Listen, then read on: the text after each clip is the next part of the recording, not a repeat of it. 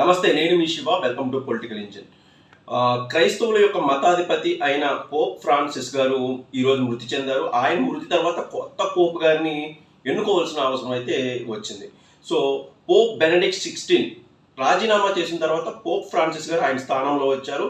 So ఇప్పుడు కొత్త పోపుని మళ్ళీ ఎన్నుకుంటారు. సో చాలామంది ఏంటంటే కొత్త పోపుని ఎలా ఎన్నుకుంటారు, అసలు వీళ్ళందరినీ ఎలా ముందుకు తీసుకువెళ్తారు, ఈ క్రైస్తవ మతాధిపతి అంటే ఏంటి అనేది అయితే ఖచ్చితంగా తెలుసుకోవాల్సిన అవసరం అయితే ఉంది.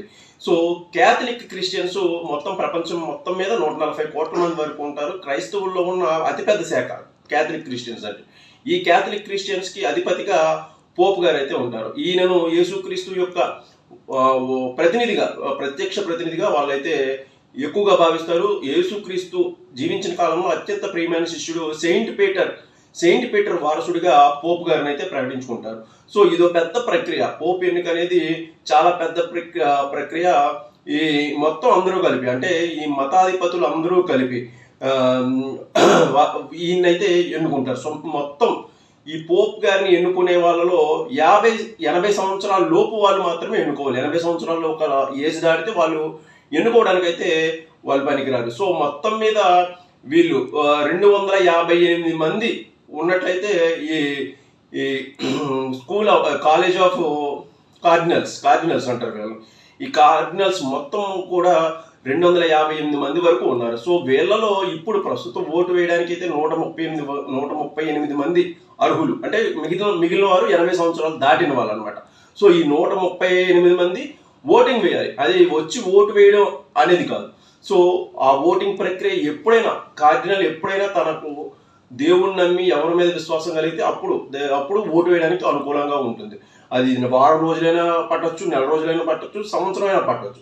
సో ఆ కార్డినల్స్ అందరూ కూడా వచ్చి ఓటేసిన తర్వాతే ఎవరు పోప్ అనేది ప్రకటిస్తారు. ఇప్పటి వరకు 266 మంది పోప్లు అయితే ఉన్నారు. వాళ్ళలో ఎక్కువ మంది ఇటలీ నుంచి వస్తారు. ఇటలీ నుంచి 211 మంది, 266 మందిలో 211 మంది ఇటలీ నుంచి వచ్చారు.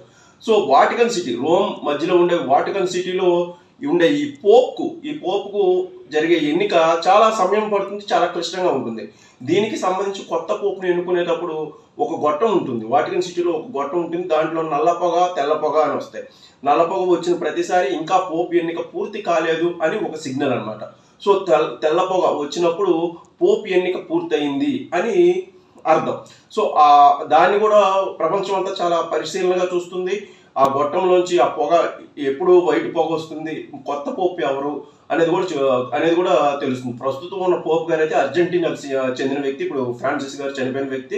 సో కొత్త పోప్ ఎన్నికకు మళ్ళీ రంగం సిద్ధం అవుతుంది. కార్డినల్స్ అందరూ ఒకసారి సమావేశమై ఓటింగ్లో పాల్గొంటారు. ఆ ఓటింగ్లో పాల్గొనే ప్రక్రియ చాలా కష్టతరంగా ఉంటుంది. సో ఆ తెల్లపొగ వచ్చినప్పుడు, కొత్త పోప్ ఎన్నిక పూర్తయినప్పుడు ఆయనను లాంఛనంగా బయటికి తీసుకొచ్చి ఆ బాల్కనీలో నుంచోబెట్టి కొత్త పోప్ ఎన్నిక పూర్తయినట్లు ఆయనకి ఒక కొత్త పేరు కూడా పెడతారు. ఇప్పుడున్న ఫ్రాన్సిస్ గారికి కూడా ఆయన సొంత పేరు కాదు. అప్పుడున్న కార్డినల్స్లో ఒకళ్ళు కొత్త పోప్ ఎన్నిక పూర్తయిందని ఆయన పేరును ప్రకటిస్తారనమాట. సో దీనికి చాలా సమయం పడుతుంది. కొత్త పోప్ ఎవరు అంటే ఎవరైనా క్యాథలిక్ క్రిస్టియన్స్లో ఎవరైనా సరే ఖచ్చితంగా ఈ పోప్ పదవికి పోటీ పడవచ్చు. కాకపోతే ఇప్పుడు కార్డినల్స్లో కొందరు ఆ కార్డినల్స్లోనే ఒక వ్యక్తిని అయితే పోప్గా ఎన్నుకుంటున్నారు. ఈ ప్రక్రియ అలాగే సాగుతుంది. సో ఇది మొత్తం పోప్ గారి ఎన్నిక, లేకపోతే ఎలా ఎన్నుకుంటారు అనేది. చాలా ఎక్కువ మంది, అంటే క్యాథలిక్ క్రిస్టియన్స్ 140 కోట్ల మంది వరకు ఉన్నారు.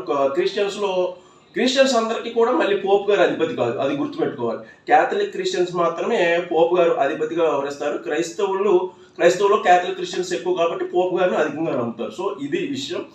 పోప్ గారి ఎన్నిక ఎప్పుడు అవుతుంది, కొత్త వ్యక్తి ఎవరు అనేది మనం వేచి చూడాలి. ఎందుకంటే ఆ పొగగొట్టం నుంచి తెల్ల పొగ వస్తేనే పోప్ గారి ఎన్నిక పూర్తయింది అని మనకు ఒక సంకేతం అనమాట. సో ఈ సందర్భంగా పోప్ ఫ్రాన్సిస్ గారికి ఆత్మకు శాంతి కలగాలని అయితే మనస్ఫూర్తిగా ప్రార్థిద్దాం. Thank you.